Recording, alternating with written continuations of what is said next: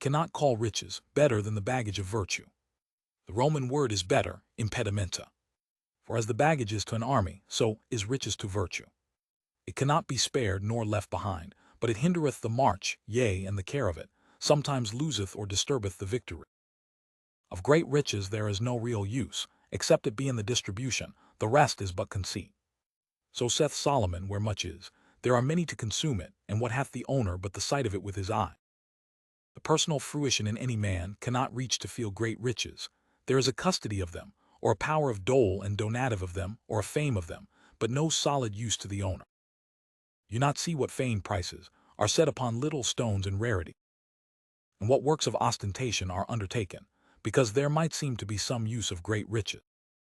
But then you will say, they may be of use, to buy men out of dangers or trouble. As Solomon saith, riches are as a strong hold in the imagination of the rich man. But this is excellently expressed, that it is in imagination and not always in fact. For certainly great riches have sold more men than they have bought out. Seek not proud riches, but such as thou mayest get justly, use soberly, distribute cheerfully, and leave contentedly. Yet have no abstract nor friarly contempt of them. But distinguish, as Cicero saith well of Rabirius Posthumus, in studio re amplificendi apparebit, non avaritii predum, est instrumentum bonitati quaere. Hearken also to Solomon, and beware of hasty gathering of riches, qui festinat ad divisas, non erit in sun. The poets feign that when Plutus, which is riches, is sent from Jupiter, he limps and goes slowly, but when he is sent from Pluto he runs and is swift of foot. Meaning that riches gotten by good means and just labor pace slowly, but when they come by the death of others, as by the course of inheritance, testaments, and the like, they come tumbling upon a man. But it mought be applied likewise to Pluto, taking him for the devil. For when riches come from the devil, as by fraud and oppression and unjust means, they come upon speed. The ways to enrich are many, and most of them foul. Parsimony is one of the best, and yet is not innocent, for it withholdeth men from works of liberality and charity. The improvement of the ground is the most natural obtaining of riches, for it is our great mother's blessing, the earth's, but it is slow. And yet where men of great wealth do stoop to husbandry, it multiplieth riches exceedingly.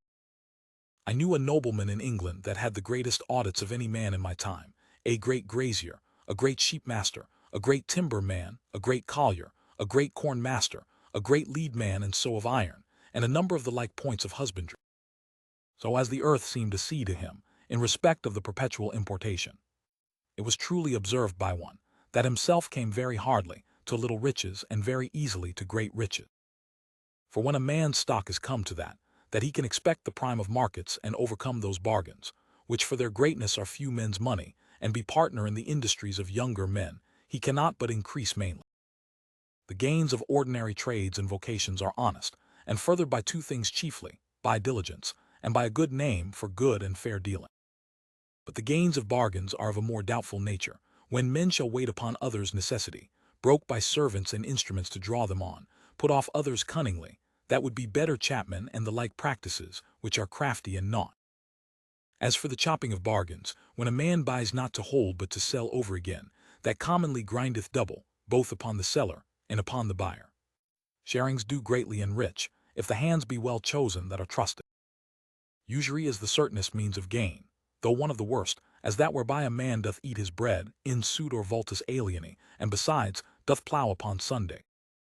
But yet certain though it be, it hath flaws, for that the scriveners and brokers do value unsound men, to serve their own turn. Fortune in being the first, in an invention or in a privilege, doth cause sometimes a wonderful overgrowth in riches, as it was with the first sugar man in the Canary.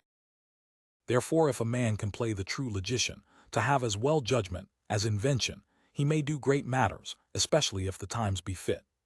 He that resteth upon gains certain, shall hardly grow to great riches, and he that puts all upon adventures, doth oftentimes break and come to poverty. It is good, therefore, to guard adventures with certainties, that may uphold losses. Monopolies and coemption of wares for resale, where they are not restrained, are great means to enrich, especially if the party have intelligence, what things are like to come into request, and so store himself beforehand. Riches gotten by service, though it be of the best rise, yet when they are gotten by flattery, feeding humors, and other servile conditions, they may be placed amongst the worst. As for fishing for testaments and executorships, as Tacitus saith of Seneca, testamenta et orbos tamquam indagem capi. It is yet worse, by how much men submit themselves to meaner persons, than in serve it. Believe not much, them that seem to despise riches, for they despise them that despair of them, and none worse when they come to them.